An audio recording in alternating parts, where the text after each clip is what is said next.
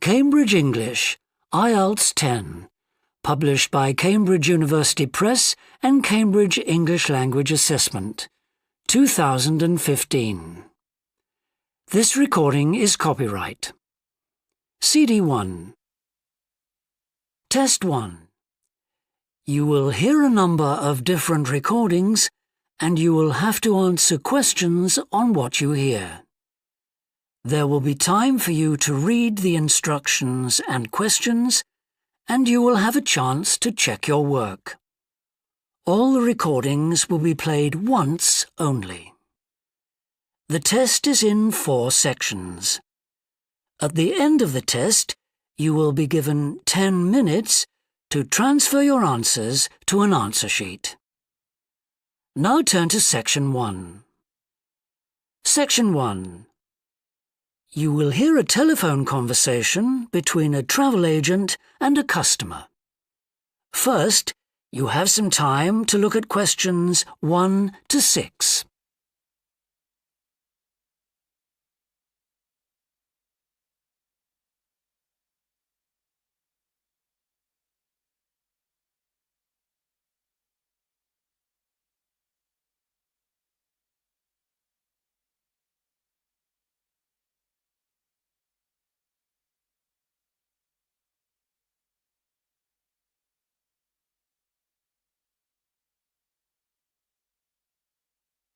You will see that there is an example that has been done for you. On this occasion only, the conversation relating to this will be played first. Good morning, World Tours. My name is Jamie. How can I help you? Good morning.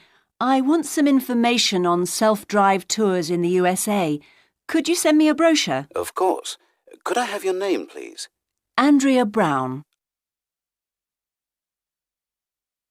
The customer's name is Andrea Brown, so Brown has been written in the space. Now we shall begin. You should answer the questions as you listen, because you will not hear the recording a second time. Listen carefully and answer questions 1 to 6. Good morning, World Tours. My name is Jamie. How can I help you? Good morning. I want some information on self-drive tours in the USA. Could you send me a brochure? Of course. Could I have your name, please? Andrea Brown. Thank you. And your address? 24 Ardley Road. Can you spell that? Ardleigh Road. Postcode? BH5 2OP. Thanks. And can I have your phone number? Is a mobile all right? Fine. It's 07786 643 091. Thank you.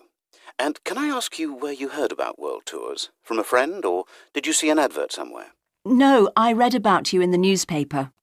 OK, I'll get the brochures in the post to you, but can I give you some information over the phone? What kinds of things do you want to do on your holiday? I'm interested in going to California with my family.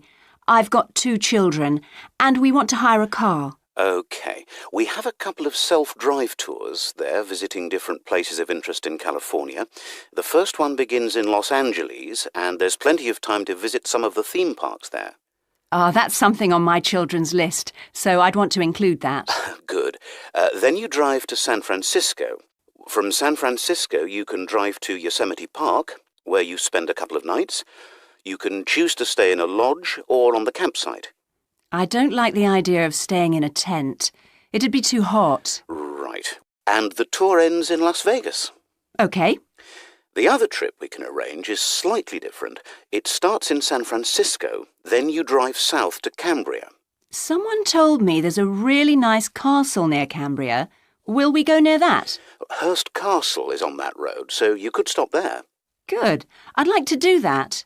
Does this trip also go into the desert? No, it continues to Santa Monica, where most people like to stop and do some shopping. We have enough of that at home, so that doesn't interest us. OK. Well, you could go straight on to San Diego. That's good for beaches, isn't it? That's right.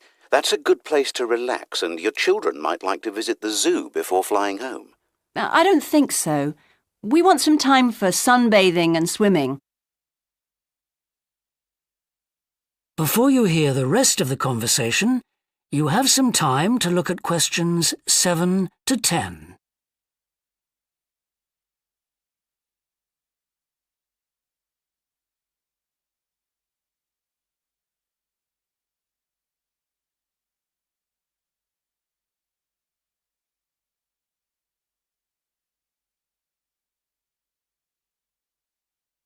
Now listen and answer questions 7 to 10.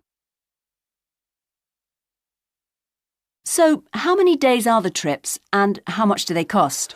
The first one I told you about is a self-drive tour through California, which lasts 12 days and covers 2,020 kilometres. The shortest journey is 206 kilometres and the longest is 632 kilometres. The cost is £525 per person. That includes accommodation, car rental and a flight, but no meals. OK. And the other trip? That lasts 9 days, but you spend only 3 days on the road. You cover about 980 kilometres altogether.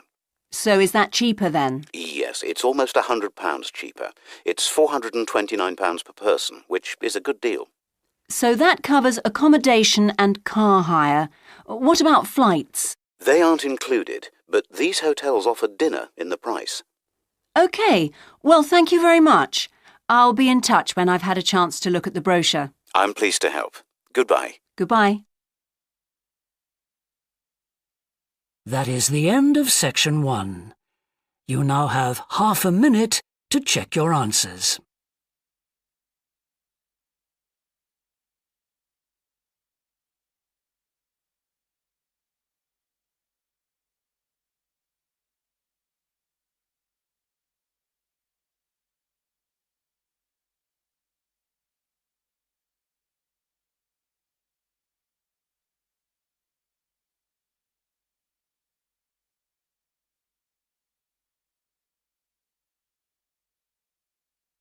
Now turn to section 2.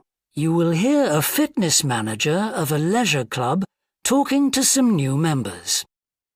First, you have some time to look at questions 11 and 12.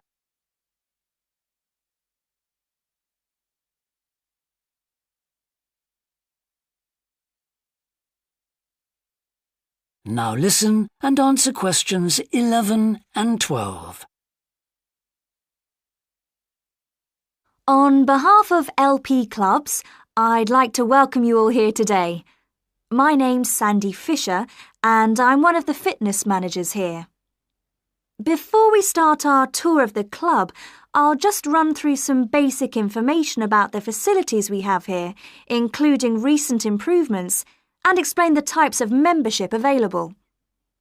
Our greatest asset is probably our swimming pool, which at 25 metres isn't Olympic-sized, but now we've expanded it to 8 lanes, it's much wider. This means there are rarely more than a couple of people at a time in each lane. Unfortunately, there isn't space for an outdoor pool here, but the glass roof on the swimming pool is partly retractable, which means you can enjoy something of the open-air experience on warmer days. Our recently refurbished fitness suite has all the latest exercise equipment, including 10 new running machines and a wide range of weight training machines. Each member is given full training in how to operate the equipment, and there is always a trainer on duty to offer help and advice. Although we do have adult-only times after 6 and at certain times at weekends, children are well catered for.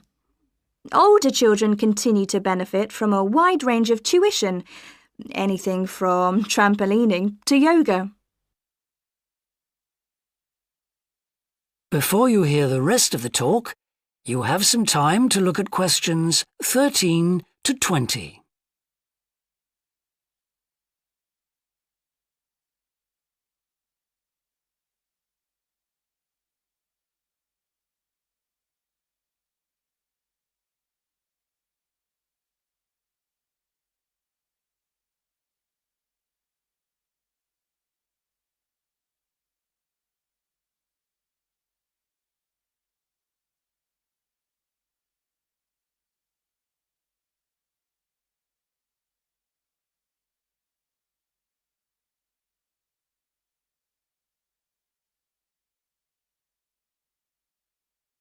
Now listen and answer questions 13 to 20. One thing all our members appreciate about us is that we take very good care of them. This starts on day 1 with your personal assessment. You are asked to fill in a questionnaire giving details of any health problems. One of our personal trainers will then go through this with you. The trainer will then take you through the safety rules for using the equipment in the fitness suite. During your next exercise session, a personal trainer will work with you to make sure you understand these. It's very important to do this because we really do want to avoid having any sports injuries. There's a lot more to looking after yourself than simply lifting weights. At the end of the personal assessment, the trainer will draw up a plan outlining what you should try to achieve within a 6-week period. This will then be reviewed at the end of the 6 weeks. Now, I'll just quickly run through the types of membership we have available. All members must pay a joining fee of £90 in addition to the rates for the monthly membership fees. Gold membership entitles you to free entry at all LP clubs. There are now LP clubs in all major cities and towns, so if you travel a lot, this will be a great advantage. Individual gold membership costs £50 a month, and joint membership for you and your partner will cost £75. Premium membership is for professional people whose work commitments make it difficult for them to use the club during the day, and so LP gives booking preferences to Premier members at peak times. This means you'll find it easier to book the sessions at times that suit you. Reciprocal arrangements with other LP clubs are available to Premier members. Premier membership is for individuals only, but you'll be sent passes for guests every month. The monthly fee is £65. You don't have to have any special clothes or equipment when you visit the club. We provide robes and hairdryers in the changing rooms, but it's very important to remember your photo card because you won't be able to get in without it. For people who aren't working during the day,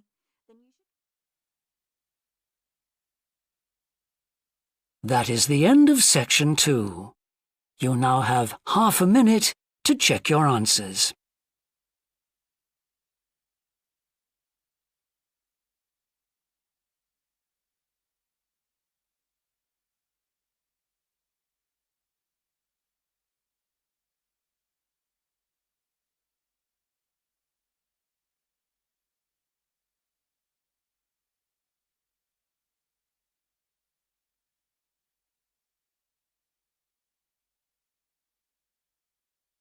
Section 3. Now turn to Section 3. You will hear a student called John talking to a professor about a design competition he is entering. First, you have some time to look at questions 21 to 25.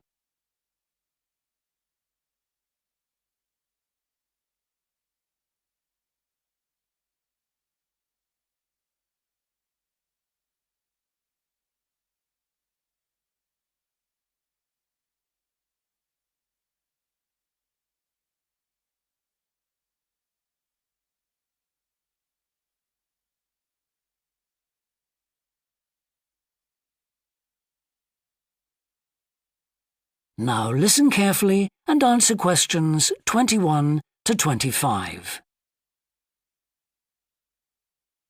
Hello, Professor. I'm John Wishart. I'm working on my entry for the Global Design Competition. My tutor said you might be able to help me with it. Ah, yes, I got a copy of your drawings. Come in and tell me about it. What sort of competition is it? Well, it's an international design competition, and we have to come up with a new design for a typical domestic kitchen appliance. I see. And are there any special conditions? Does it have to save energy, for example? Actually, that was the focus in last year's competition. This year's different. We have to adopt an innovative approach to existing technology, using it in a way that hasn't been thought of before. I see. That sounds tricky. And what kitchen appliance have you chosen? Well, I decided to choose the dishwasher. Interesting. What made you choose that? Well, they're an everyday kitchen appliance in most Australian houses, but they're all pretty boring and almost identical to each other. I think some people will be prepared to pay a little extra for something that looks different. It's a nice idea. I see you've called your design the rock pool. Why is that? Basically because it looks like the rock pools you find on a beach. The top is made of glass so that you can look down into it. And there's a stone at the bottom. Is that just for decoration? Actually, it does have a function. Instead of pushing a button, you turn the stone. So it's really just a novel way of starting the dishwasher. That's right. It's a really nice design. But what makes it innovative? Well, I decided to make a dishwasher that uses carbon dioxide. In place of water and detergent? How will you manage that? The idea is to pressurise the carbon dioxide so that it becomes a liquid. The fluid is then released into the dishwasher where it cleans the dishes all by itself. Sounds like a brilliant idea. Your system will totally do away with the need for strong detergents. So what happens once the dishes are clean? Well, to allow them to dry, the liquid carbon dioxide and the waste materials all go to an area called the holding chamber. That's where the liquid is depressurised and so it reverts to a gas. Then the oil and grease are separated out and sent to the waste system. It sounds like you've thought it all out very thoroughly. So what happens to the carbon dioxide once the process is complete? Not wasted, I hope. Actually, that's where the real savings are made. The carbon dioxide is sent back to the cylinder and can be used again and again. What a terrific idea. Do you think it will ever be built? Probably not, but that's okay. Well, I'm sure a lot of positive things will come out of your design. Before you hear the rest of the discussion, you have some time to look at questions 26 to 30.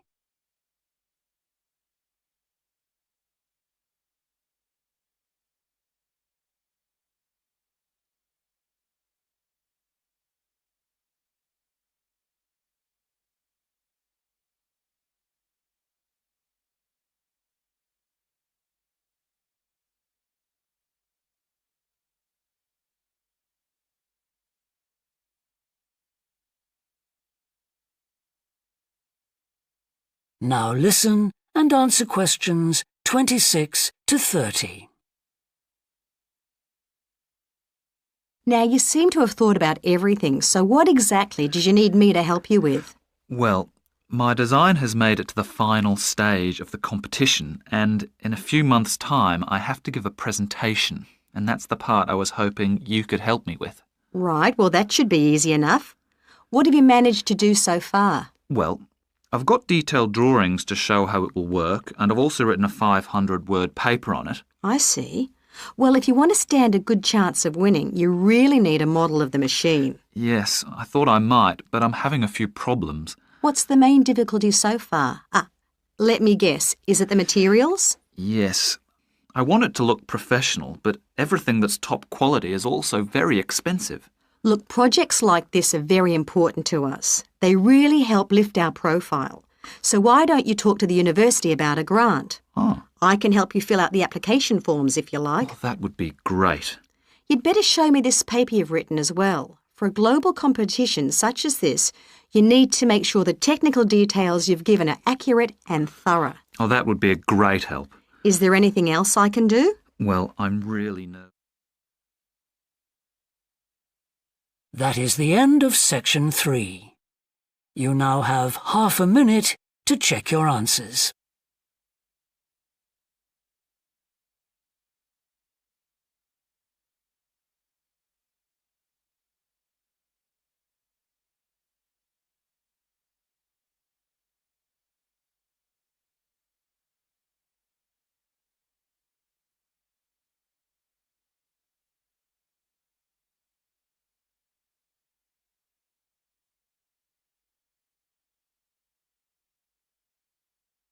Now turn to section 4. Section 4. You will hear a university lecture about an endangered bear in British Columbia, Canada, known as the spirit bear. First, You have some time to look at questions 31 to 40.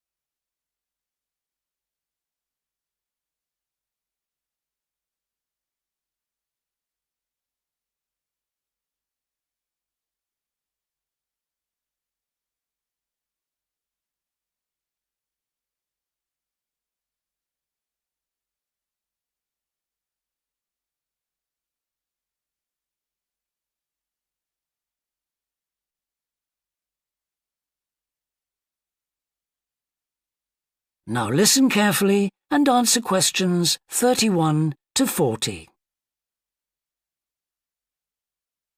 Today, we continue our series on ecology and conservation with a look at a particularly endangered member of the black bear family.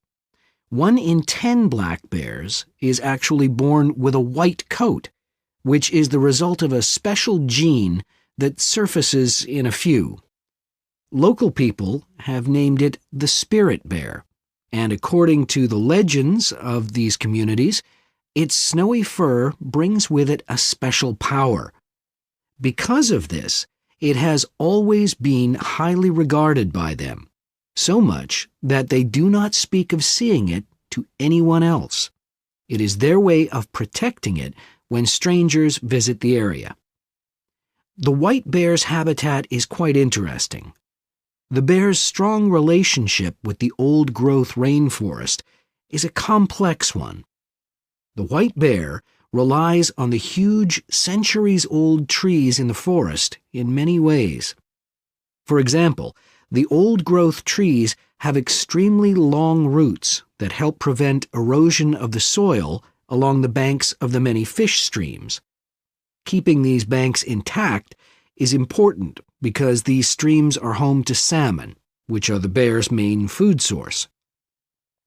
In return, the bear's feeding habits nurture the forest. As the bears eat the salmon, they discard the skin and bones in great amounts on the forest floor, which provide vital nutrients. These produce lush vegetation that sustains thousands of other types of life forms, from birds to insects and more. Today, the spirit bear lives off the coast of the province of British Columbia on a few islands. There is great concern for their survival, since it is estimated that less than 200 of these white bears remain. The best way to protect them is to make every effort to preserve the delicate balance of their forest environment. In other words, their ecosystem.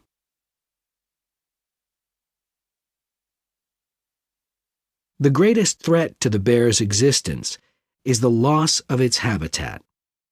Over many years, logging companies have stripped the land by cutting down a large number of trees.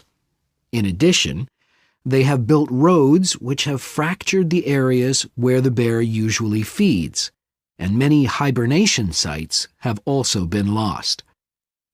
The logging of the trees along the streams has damaged the places where the bears fish.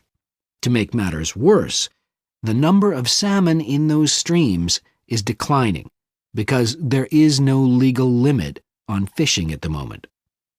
All these influences have a negative impact on the spirit bear's very existence, which is made all the more fragile by the fact that reproduction among these bears has always been disappointingly low. And so, what's the situation going forward? Community organizations, environmental groups, and the British Columbia government are now working together on the problem. The government is now requiring logging companies to adopt a better logging method, which is a positive step. However, these measures alone may not be sufficient to ensure a healthy population of the spirit bear in the future. Other steps also need to be taken. While it is important to maintain the spirit bear's habitat, there also needs to be more emphasis on its expansion. The move is justified as it will also create space for other bears that are losing their homes to damage. That is the end of section 4. You now have half a minute to check your answers.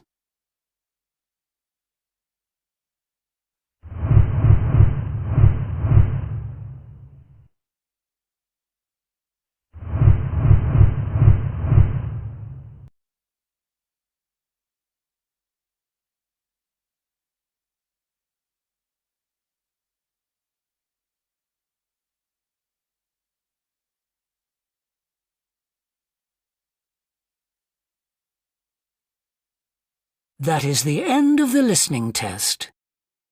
In the IELTS test, you would now have 10 minutes to transfer your answers to the answer sheet.